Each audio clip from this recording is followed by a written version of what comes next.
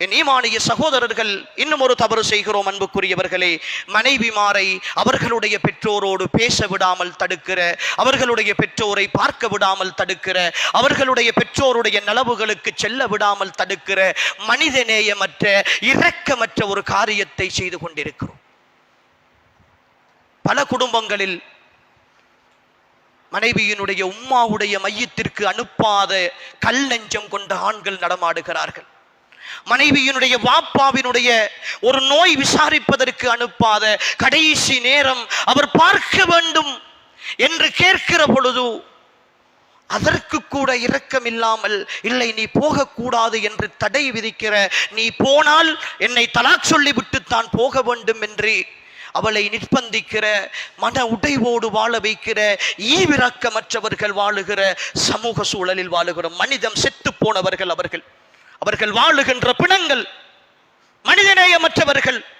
18-20 வருடங்கள் தலையிலும் உள்ளத்திலும் மனதிலும் சுமந்து சுமந்து சுமந்து அவளை வளர்த்து தந்து உன் மனைவியாக அவளை ஆக்கி தந்ததற்கு நீ செய்கிற நன்றி கடன் அவளுடைய பெற்றோரை பார்க்க விடாமல் தடுப்பதா? அவளுடைய பெற்றோரோடு சுக விசாரணை செய்யாமல் அவளை தடுப்பதா? அன்புக்குரிய சகோதரர்களே, இந்த பெரும் பாவத்தில் இருந்து நாம் தவிர்ந்து கொள்ள வேண்டும். எந்த சூழ்நிலையிலும் சில நேரம் மனைவியினுடைய பெற்றோர் எனக்கு விருப்பம் இல்லாதவர்களாக இருக்கலாம், என்னோடு சில விஷயங்களில் முரண்பட்டிருக்கலாம், அது பேசி தீர்க்க வேண்டிய பிரச்சனை. ஆனால் மனைவிக்கு அவர் பெற்றோர் தான். என்னுடைய தாய் தந்தையர்கள் எனக்கு எப்படியோ அப்படித்தான் மனைவியினுடைய பெற்றோரையும் நான் பார்த்து பழக வேண்டும். அவர்கள் கஷ்டத்தில் இருந்தால் உதவி செய்ய வேண்டும், அவர்களுடைய தேவைகளை நிறைவேற்றி கொடுக்க வேண்டும். அவர்கள் நோயோடு இருந்தால் அவர்களுடைய நோய்க்கு மருந்தெடுத்து கொடுக்க வேண்டும், அதை விசாரிக்க வேண்டும், அவர்களை கவனிக்க வேண்டும். ஏனென்றால் எனக்காக வாழ்ந்து கொண்டிருக்கிற, என் பிள்ளைகளை சுமந்து கொண்டிருக்கிற, என் உறவுகளோடு வாழ்ந்து கொண்டிருக்கிற என் மனைவியை அடையாளப்படுத்தி தந்தவர்கள் அவர்கள், ஆளாக்கி தந்தவர்கள் அவர்கள். என் மனைவிக்கான, என் சந்தோஷத்திற்கான, என் ஆசைகளை தீர்த்து கொள்கிற இடத்திற்கான அடிப்படை உற்பத்தி சாலைகள் அவர்கள் இல்லை என்றால் என் மனைவி எனக்கு கிடையாது, இந்த பாசம் எனக்கு கிடையாது, இந்த பிள்ளைகள் எனக்கு கிடையாது, இந்த சந்தோஷம் எனக்கு கிடையாது. அன்புக்குரிய சகோதரர்களே, அந்த அநியாயத்தை யாராவது செய்து கொண்டிருந்தால் அல்லாஹுக்காக தௌபா செய்து கொள்ளுங்கள், அல்லாஹுக்காக தௌபா செய்து கொள்ளுங்கள். இவைகளெல்லாம் சாதாரணமான விஷயங்கள் அல்ல.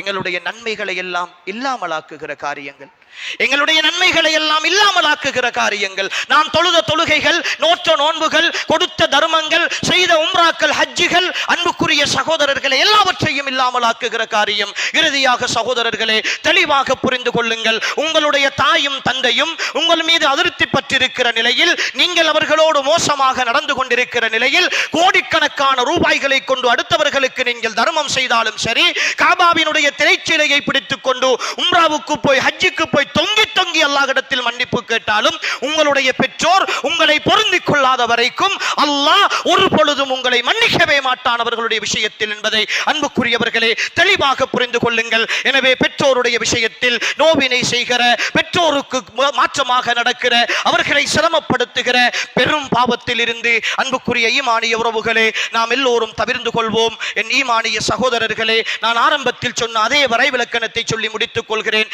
எந்தெந்த பாவங்கள் எல்லாம் அல்லாஹ்வுடைய எச்சரிக்கையும், அல்லாஹ்வுடைய தண்டனையும், நரகத்தின் மீதான எச்சரிக்கையும், அல்லாஹ்வின் தூதருடைய சாபமும் எச்சரிக்கையும் வந்திருக்கிறதோ அத்தனை பாவங்களும் பெரும் பாவங்கள். அந்த பாவங்களை செய்துவிட்டால் தௌபா இல்லாமல் எங்களை அல்லாஹ் ஒரு பொழுதும் மன்னிக்க மாட்டான். தௌபா என்பது அதற்குரிய நிபந்தனைகளோடு அந்த பாவங்களை விட்டு அல்லாஹ்விடத்தில் மனப்பூர்வமாக நீங்கி அந்த பாவங்களை ஒப்புக்கொண்டு இனிமேல் அந்த பாவங்களின் மேல் நான் மீள மாட்டேன் என்கிற உறுதியான நம்பிக்கையோடு செய்யப்படுகிற தௌபாக்கள் தான், பிரார்த்தனைகள் தான் உண்மையான தௌபாக்கள். எனவே அன்புக்குரியவர்களே, இந்த நேரத்தின் ஒரு அன்பான அழைப்பாக நாம் எல்லாம் ஈமான் கொண்டவர்கள், ஈமானிய சமுதாயம், பெரும் பாவங்களை விட்டு நீங்கிய சமுதாயமாக, சிறு பாவங்களை எல்லாம் அல்லாஹ் மன்னிக்கக்கூடிய சமுதாயமாக நாம் இருக்க வேண்டும். எனவே அன்புக்குரியவர்களே, எம் வாழ்க்கையில் பெரும் பாவங்கள் ஊடாக ஏற்படுகிற தாக்கங்கள், பாதிப்புகளில் இருந்து நம் அனைவரையும் அல்லாஹ் பாதுகாப்பானாக.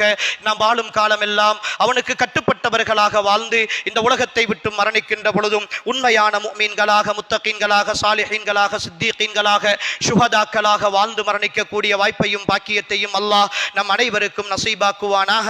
ஹாதா மா இந்தி வல் இல்மு இந்தல்லாஹ் வ ஆகிரு தஅவானா அனில் ஹம்துலில்லாஹி ரப்பில் ஆலமீன். வஸ்ஸலாமு அலைக்கும் வரஹ்மத்துல்லாஹி வ பரகாத்துஹு.